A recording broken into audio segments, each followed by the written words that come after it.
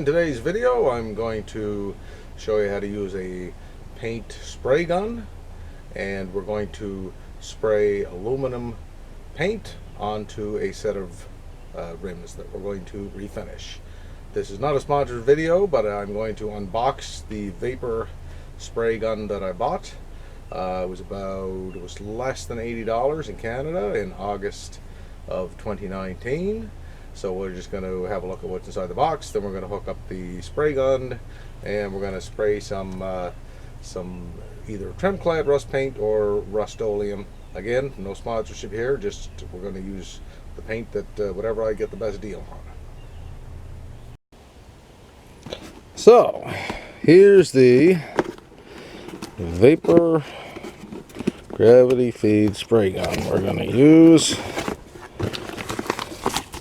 Looks like a parts list. Here's the gun itself. Little toolkit there. Looks for cleaning it up. There's our container for the paint. And I like this. There's actually a gauge on this one, so you know the pressure at the gun itself. And I would say that is pretty much the contents of the box. So this paint gun is a pretty standard home handy person type gun. Only really two adjustments on it here.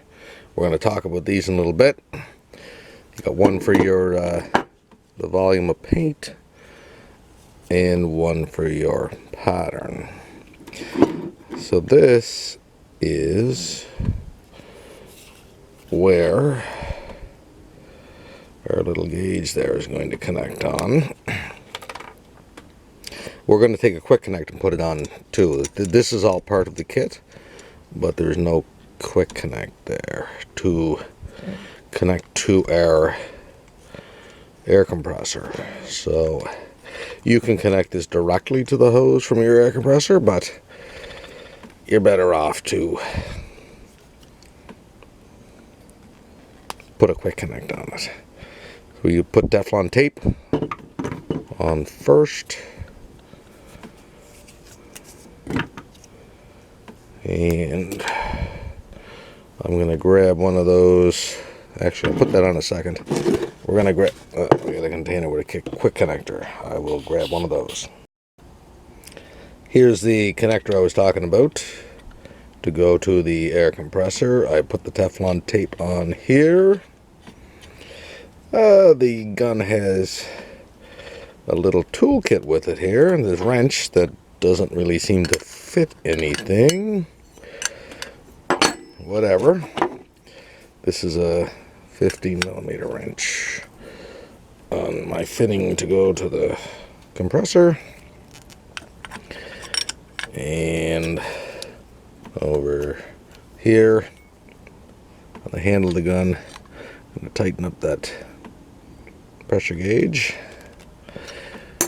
And just to show you right quick why I put that connector on there, I think I mentioned I will be putting a link to using an air compressor down below. This is why I put our connector on, because it's very easy to connect to the air compressor, just like that. As opposed to if this coupling wasn't on here, we'd have to thread that portion into the gun. So it's worth paying a couple of dollars, getting a little kit to set them up. So here we get our air gauge. This is obviously going to be a regulator for it. Little filter in the kit. There's already one in the gun, so it's a bonus to have an extra one. And here's our paint reservoir. You're going to want to put Teflon tape anywhere you're connecting your... Oop. Try not to knock my camera out of the way here while I'm doing this. Anyways, make sure you use Teflon tape, otherwise you're going to have a air leak. And a thread our paint reservoir onto here.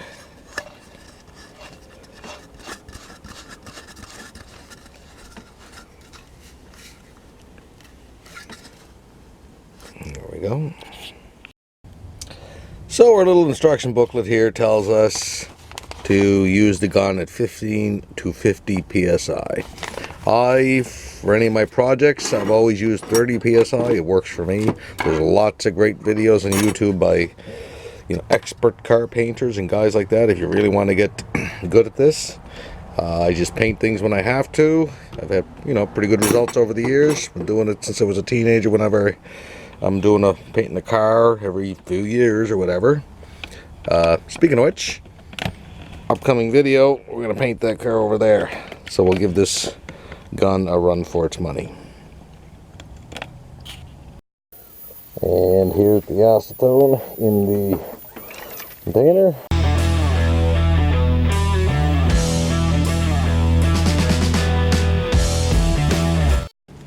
The instructions for this spray gun advise keeping the workpiece, whatever you're painting, 150 to 200 millimeters away from the gun. So there's 200 millimeters right over there.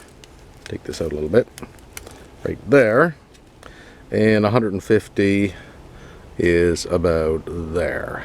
So just to give you a rough idea, that's about how far you want to have your spray gun away from whatever it is that you're painting.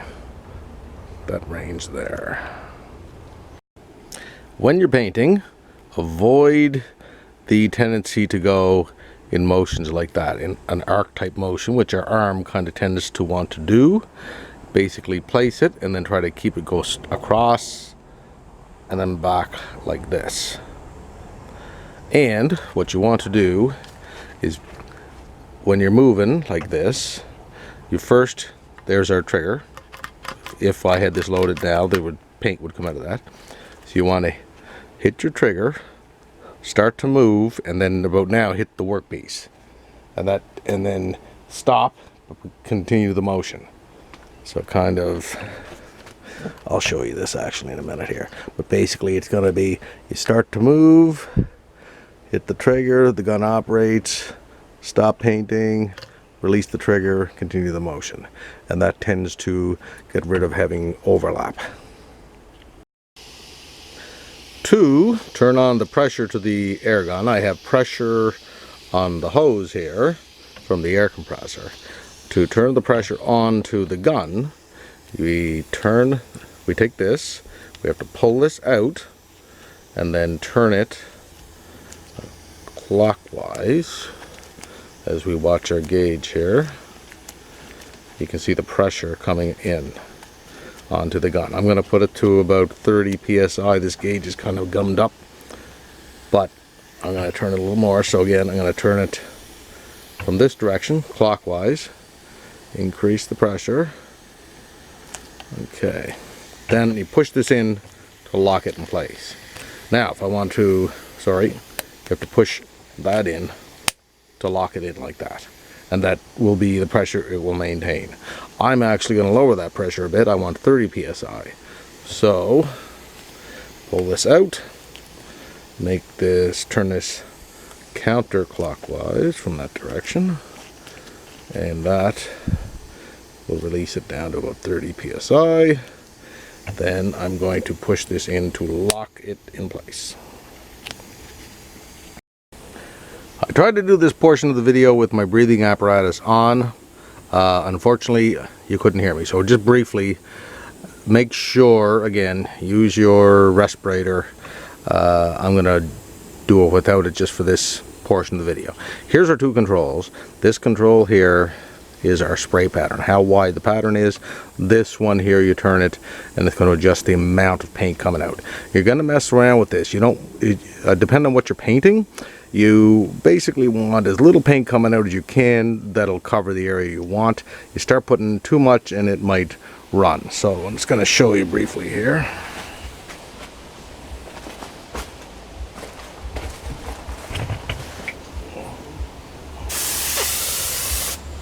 So we can see that's a very narrow pattern.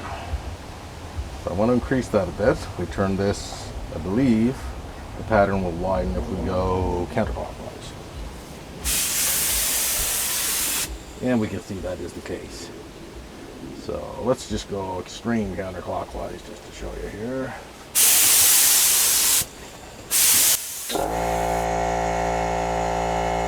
that was really wide. We're going to turn it back in.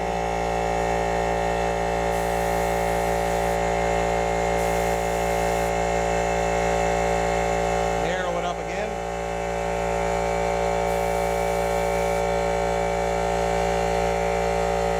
That's the control.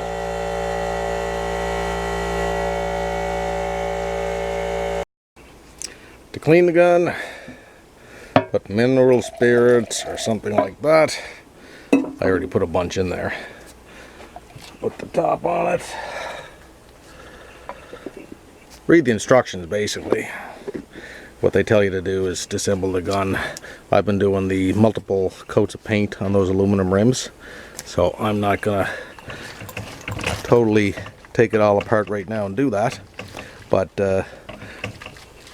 I've been putting different coats on those, and this is how I've been cleaning it